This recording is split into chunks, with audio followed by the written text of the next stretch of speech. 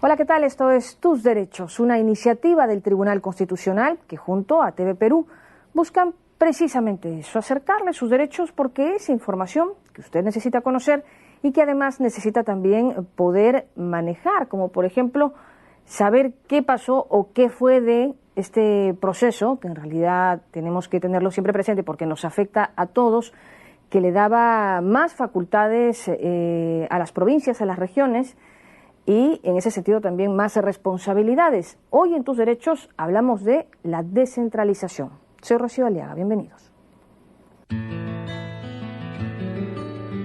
Si vamos a hablar de descentralización, hay que tener en cuenta o referencia las reestructuraciones políticas vividas en estas geografías. Por ello viene bien recordar que desde los suyos en el Imperio Incaico, nuestro país, o lo que con el tiempo se decantó en el Perú, tal cual y lo conocemos ahora, pasó por diversas modificaciones en la ubicación de sus principales centros administrativos y estructura del Estado. De hecho, para fines de la época colonial, el Virreinato del Perú se hallaba dividido en 8 intendencias: Lima, Cusco, Arequipa, Puno, Trujillo, Huancavelica, Huamanga, Tarma y la Comandancia General de Maynas. Ya en el reglamento provisorio del protectorado que estableció don José de San Martín, se estipuló la creación de 4 departamentos en los territorios entonces libres: Trujillo, La Costa, Huaylas y Tarma, a los cuales se agregó, tras la jura de la independencia, la capital, luego Lima. Con lo que al finalizar los conflictos, el Perú se hallaba dividido en 8 departamentos con territorios similares o equivalentes a las jurisdicciones de las ex-intendencias virreinales. Para el nacimiento de la República fueron creados los departamentos en reemplazo de estas con sucesivas modificaciones, y de allí hasta las regiones que aparecieron en el texto de la Constitución de 1979, pero que fueron creadas mediante una ley entre el 87 y 88 para luego ser disueltas en 1992. Pues luego de las medidas ya conocidas del 5 de abril de 1992, dispuestas por el Ejecutivo de ese entonces, el gobierno central intervino las regiones y se dispuso la instalación de consejos transitorios de administración regional, llamados CETAR. Los CETAR se convirtieron en organismos similares a lo que fueron las corporaciones departamentales en desarrollo. Es en el 2002 que se volvió a añadir las regiones al texto constitucional y se crearon los gobiernos regionales para cada circunscripción departamental, los 24 departamentos más la provincia constitucional del Callao, con el fin de que éstas dirigiesen la conformación de nuevas regiones mediante la fusión de departamentos a iniciativa de los mismos, iniciativa que no funcionó. De momento, pese a los malos manejos, gestiones mal planteadas, gastos ineficientes de canon y presupuestos, sumados a casos de desbordante corrupción, en lo único en que la mayoría de analistas está de acuerdo respecto de este proceso, el proceso de descentralización, es en que no se puede retroceder. Se reconocen las ventajas de alcanzar los objetivos y en ese sentido pesan más los pro que los contra. Bueno, y al final aquí estamos un poco todos esperando a que el tema al parecer avance solo, porque si no somos parte de la solución, pues somos parte del problema, ¿no? Electores, partidos políticos, órganos de fiscalización y control y gobiernos regionales. Vamos a ir a la pausa, pero regresamos para seguir hablando de la descentralización. Hoy más que nunca tenemos que tenerla presente. Pausa y regresamos.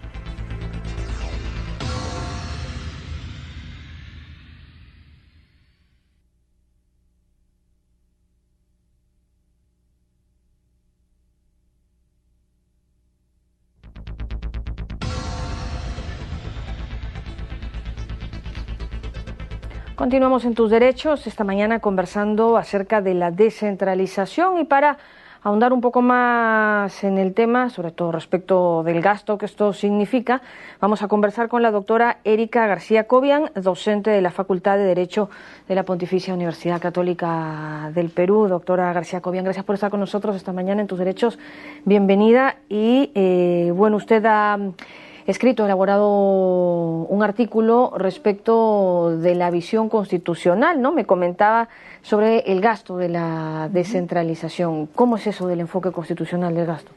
Buenos días, Rocío. Muchas gracias por la invitación. Efectivamente, he trabajado un artículo para la última edición de la revista del Tribunal Constitucional sobre más bien el control externo del gasto público y la descentralización en el marco del Estado constitucional, ¿no? Entonces, tratando de relevar la importancia que tiene el control sobre la ejecución, ¿no?, del presupuesto en el Estado en general y particularmente en los gobiernos regionales y locales, ¿no? A propósito también de un contexto que nos ha evidenciado situaciones lamentables de corrupción y mal uso de recursos públicos. Estamos con presidentes no habidos, un desorden total, ¿no? Pero no se puede en realidad dar ejecución sin control porque si no se dan los desbandes. Pero esto dentro del marco constitucional, ¿cuál es la relación con la...? Bueno, el Estado constitucional tiene como uno de sus principios esenciales el de la división de poderes, la separación de poderes o actualmente interpretado como el control y la colaboración entre poderes y organismos constitucionales autónomos, ¿no? Entonces, este principio de control, ¿no?, que es un eje vertebrador del Estado constitucional, se manifiesta justamente también y de manera muy importante en lo que es el control de la ejecución del presupuesto. El presupuesto para un Estado significa el instrumento que tiene relevancia constitucional que permite al Estado cumplir con sus finalidades, ¿no? La atención de las necesidades básicas de la población, la prestación de los servicios públicos, garantizar los derechos fundamentales, el bienestar de la población. Y eso se pone en riesgo cuando el presupuesto que está orientado al cumplimiento de esas finalidades se desvía y a falta de control, ¿no? Entonces, y bueno, vinculamos el ejercicio del control en materia de gestión económica y financiera a el organismo constitucional autónomo que tiene la rectoría en esta función, que es la Contraloría General de la República, ¿no? ¿Y cómo has visto el trabajo respecto de algunos gobiernos regionales ahora mismo? Bueno, respecto de lo que es el control de la ejecución y la gestión del presupuesto del Estado, la Contraloría tiene esta función asignada directamente por la Constitución, ¿no? Y para eso despliega, ¿no?, también los componentes de su organización a nivel descentralizado, ¿no?, para que puedan también llegar a ejercer control sobre gobiernos regionales y locales. Claro, pero diera la impresión que le faltan manos, ¿no? Como que se queda un poco corto, o a lo mejor la Constitución no preveía pues un proceso de descentralización y en ese sentido pues no le dio todas las facultades a lo mejor a la Contraloría como para ejercer ese control tan directamente o como se necesitaba por lo que ya se ha visto en las regiones, ¿no? Bueno, hay allí varios asuntos, ¿no? La Constitución sí le asigna, ¿no?, directamente a la Contraloría que desarrolle un sistema descentralizado y permanente, señala la Constitución, o sea, el mandato está. La implementación se da también, lo asume la Contraloría. Para esto tiene varios elementos, ¿no? Institucionalmente tiene, por ejemplo, oficinas regionales de control en los departamentos del país que hacen el control externo.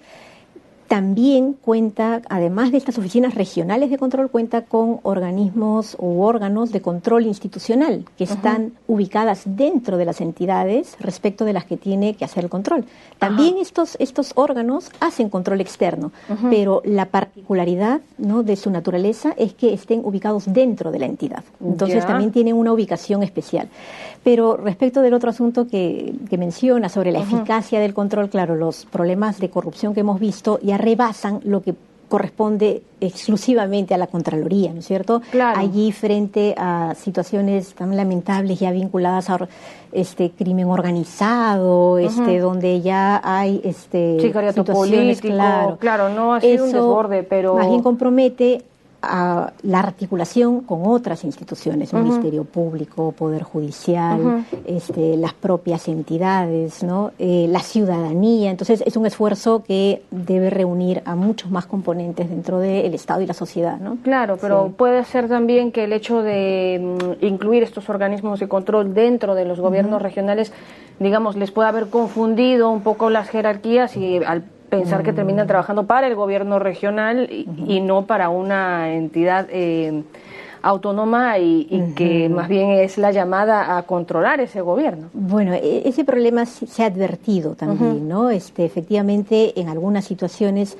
incluso los jefes de estas oficinas de estas oficinas u órganos de control institucional dependían administrativamente y también remunerativamente del jefe de la entidad, pero advirtiendo ese problema es que más bien se propuso una reforma que ya fue aprobada, pero que se tiene que implementar progresivamente, mediante la cual el órgano de control institucional también a nivel administrativo y remunerativamente respecto al personal debe depender de la Contraloría, ¿no? Entonces, pero eso se tiene que hacer progresivamente porque supone toda una ¿Supone reforma constitucional también? No reforma constitucional, pero sí a nivel presupuestal, ¿no? Porque entonces habría que asignar un presupuesto distinto a la Contraloría que le permita justamente hacer el pago de estos derechos, ¿no? Ah, claro, pero ¿te parece que debiera haber a lo mejor algunas especificaciones constitucionales que signifiquen alguna reforma para dejar más claro este asunto?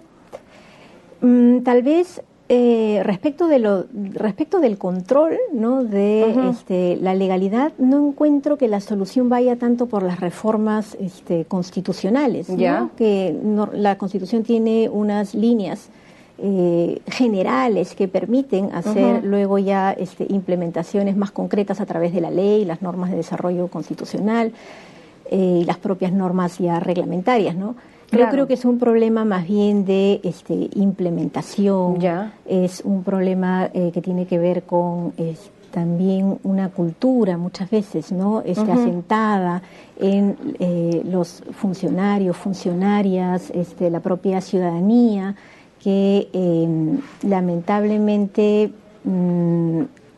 alimentan a veces el presupuesto y las funciones públicas no se entiendan como al servicio de la ciudadanía, sino como un poder, ¿no? que corresponde a quien ostenta una determinada función y que dentro de su arbitrio. Claro, ¿no? Si no lo decía, como lo que no exige la ley no se prohíbe, a veces se termina aprovechando pues esos márgenes que no están prohibidos para sacar provecho de recursos y cargos públicos, ¿no? Como se ha visto tristemente. O sea, dejarlo a lo mejor aún más claro, pero sí. Y creo que justamente esa claridad, ¿no? Se va construyendo haciendo difusión de estos temas, ¿no? Difusión de las situaciones irregulares que se encuentran en el Estado por parte de las instituciones que tienen a su cargo ese control.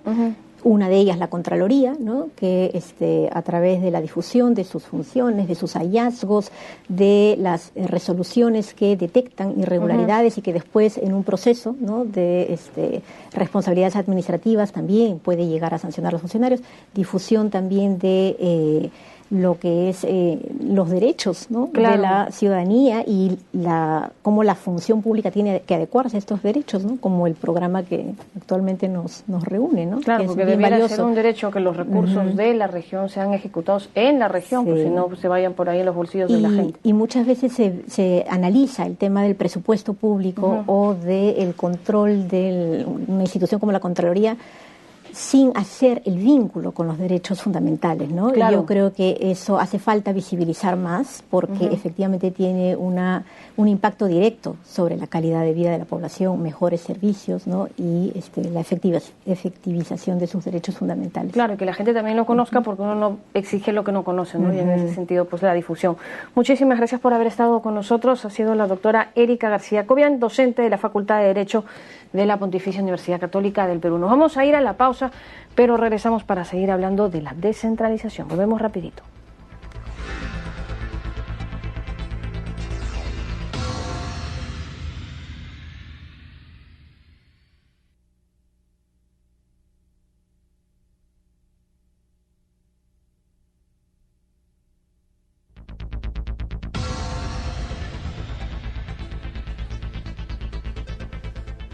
Estamos ya de regreso en Tus Derechos, esta mañana conversando acerca de la descentralización, este proceso que se creó con mucho ánimo, mucho ímpetu, pero que al parecer pues se fue dejando un poco a que avance a su ritmo y se ha decantado pues en lo que estamos acudiendo todos ahora. Conversábamos un poco de la descentralización dentro del marco constitucional o lo que se prevé dentro de la Constitución para la descentralización, pero para que nos cuente qué ha pasado con este proceso se encuentra ahora con nosotros el doctor Javier Torres Sebane, antropólogo, y a quien agradecemos por supuesto su participación esta mañana en Tus Derechos. Doctor Torres, gracias por estar con nosotros. Un gusto estar contigo. ¿Y qué pasó con la descentralización?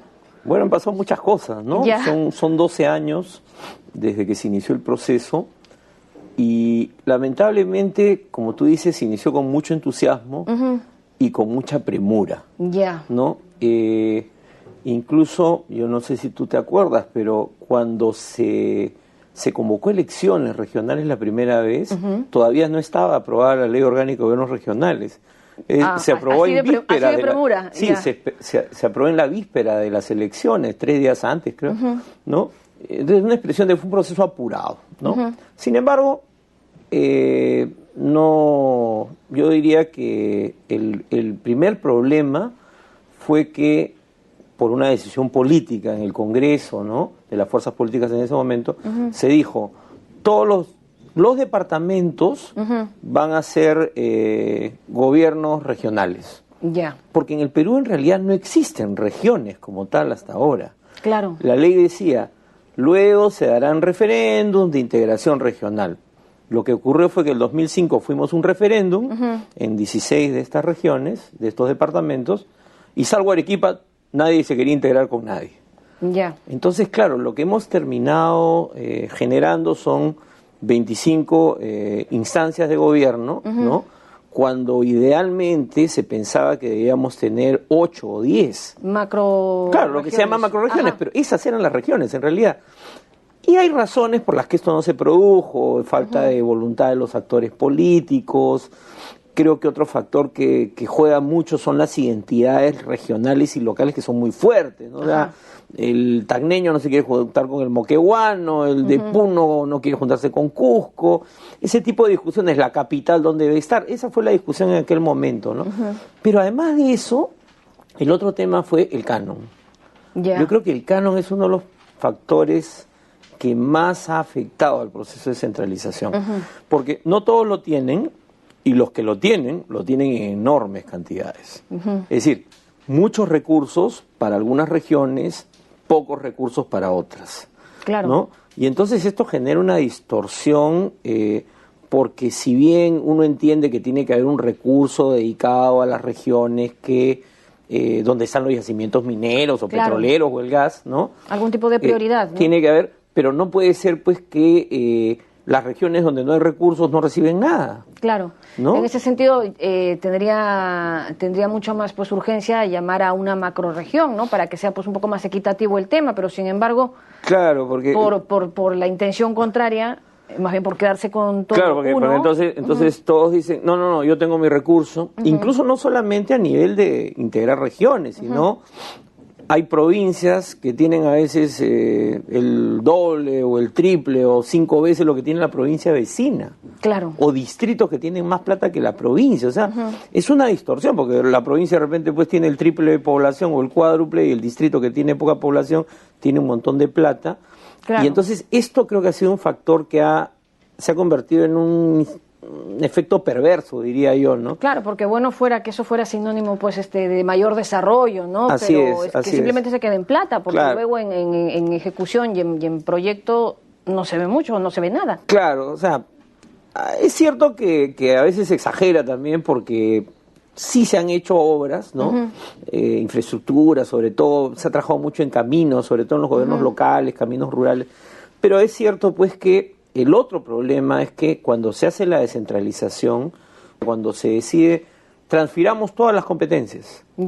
Y se saltan una etapa que estaba en la ley, que decía, primero hay que acreditar para ver que tienes la capacidad para hacer la gestión. Bueno, las regiones presionaban porque decían tenemos la capacidad, y yo no dudo de que hay capacidad profesional en muchas regiones del Perú, pero no estaba bien diseñado el sistema como para que la transferencia se diera, ¿no? Entonces se aceleraron los procesos y ahora pues tú tienes 25 direcciones regionales de minería, 25 direcciones regionales de agricultura, etcétera, etcétera, etcétera, ¿no? Claro, pues si la Contraloría no se da abasto para atender claro, también y efectivamente ni se da abasto, ni tampoco, creo que tiene que modernizarse también, ¿no? Porque solo se mira pues cuando ya se ha ejecutado y nos falta pues justamente los instrumentos para evitar que se ejecuten obras que no contribuyen al desarrollo de nadie, porque yo estoy de acuerdo en que sean caminos, que sean puentes, que sean postas, que sean escuelas. Que sean piscinas y o sea, luego 5 pisos de municipalidad con lunas polarizadas. Exacto.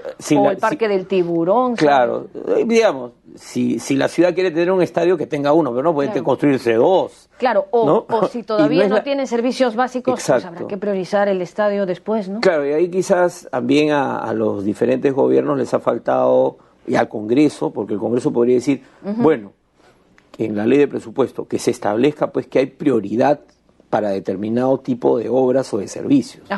Por poner un ejemplo, agua potable y saneamiento. Todos deberían tenerla. Entonces, si tú no tienes tu agua potable, la prioridad es que, no sé, la mitad del canon se gaste en esas obras. ¿No? Si faltan centros de salud, que la prioridad sea en salud. Eso es lo que tendría que hacerse, porque tú no puedes gastar la plata desordenadamente como se estaba haciendo. Porque, y ya muchos años, ¿no? Exacto, y como se dice, nos estamos comiendo la gallina de los huevos de oro, le estamos matando, digamos, ¿no? Porque los precios de los minerales han bajado, entonces ya hay menos, y como ahora hay menos, entonces empiezan los problemas también a nivel regional. Entonces, creo que el canon ha sido otro efecto. Y el otro es el tema político, ¿no? O sea, los partidos políticos nacionales no llegan a las regiones, ¿no? Y entonces tenemos los movimientos regionales que legítimamente se organizan. Agrupaciones, frentes. Pero tú no puedes, no hay sistema político en el mundo que resista tener pues a 10 movimientos regionales más los 18 partidos nacionales, y entonces tienes regiones donde han competido 20 candidatos, y las regiones más pequeñas, Tacna y Tumbes tenían casi 20 candidatos, si no me equivoco, ¿no? O distritos donde tienes 20 candidatos. O sea, es una competencia ya entre las familias del pueblo, como se dice, ¿no? O sea, porque un distrito rural que tiene 1.200 habitantes o hasta menos, imagínate que tengas 20 listas. ¿No? Entonces es casi una competencia por empleo, digamos, ¿no? Entonces creo que ese es otro factor. Los partidos no terminan de volver a encontrarse con la gente, ¿no? Y la gente sospecha de los partidos nacionales también, eso es... ¿no? O sea, hay un tema... Es que son muchas alfombras, ¿no? Uno va descubriendo ahí y es como que, no, mejor no. Sí, y además es el tema de que lamentablemente pues el centralismo tiene pues décadas, no voy a decir siglos, pero tiene pues, está muy metido, y obviamente en las regiones, y yo entiendo eso, también siempre se mira con sospecha lo que viene de Lima o lo que se dice desde Lima, ¿no? Sí, qué mal, ¿no? Qué mala fama en todo caso, pero... Así es, nos hemos hecho mala fama, pero creo que en algunos casos justificada, digamos, porque creo que ha habido momentos en que Lima siempre ha querido pues controlarlo todo, y es la reacción natural frente a un proceso donde tú puedes elegir a Claro, pero también incluso queda la posibilidad de retornar a eso, ¿no? Porque con un efecto resorte se puede regresar pues al otro extremo, de en tanto no se solucionó, no avanzó en nada un proceso que se dejó medio abandonado. Claro, yo soy un convencido de que la descentralización tiene que continuar, ¿no? O sea, creo que retroceder, como por ahí algunos analistas plantearon cuando hubo todos los escándalos de César Álvarez en Ancash y otros más, retroceder sería fatal, sería peor, ¿no?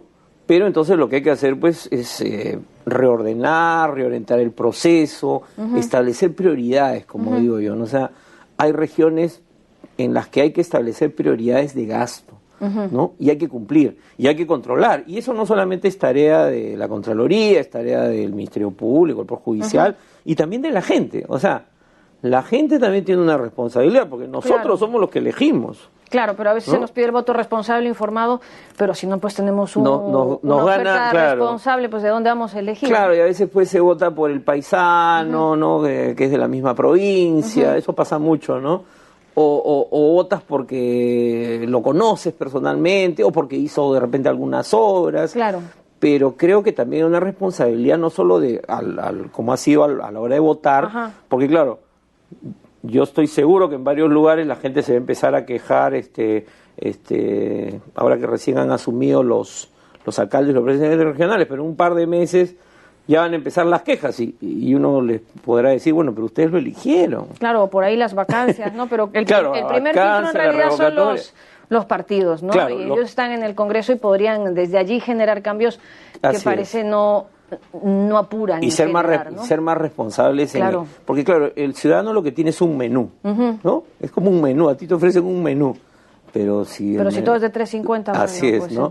Entonces creo que el Congreso tiene una responsabilidad y debería discutirlo en las legislaturas de este año, ¿no? Que comienzan, ¿no? Creo que es central que se discuta, porque si no se discute en la primera legislatura, después a partir de julio ya estamos en campaña electoral, ¿no? Ya no vamos a ver a los congresistas, van a estar en campaña ellos también. Entonces, sí. Yo creo que vamos a tener que volver a conversar porque ya nos ha quedado cortísimo el tiempo. En todo caso, le agradecemos muchísimo por haber estado con nosotros y nos quedamos con esas responsabilidades y a ver si es que se discute, ¿no? Así es, eso es lo que esperamos todos. Muy bien, muchas gracias. Ha sido el doctor Javier Torres Seoane, antropólogo, conversando de la descentralización. Nos vamos rapidito a las frases del programa.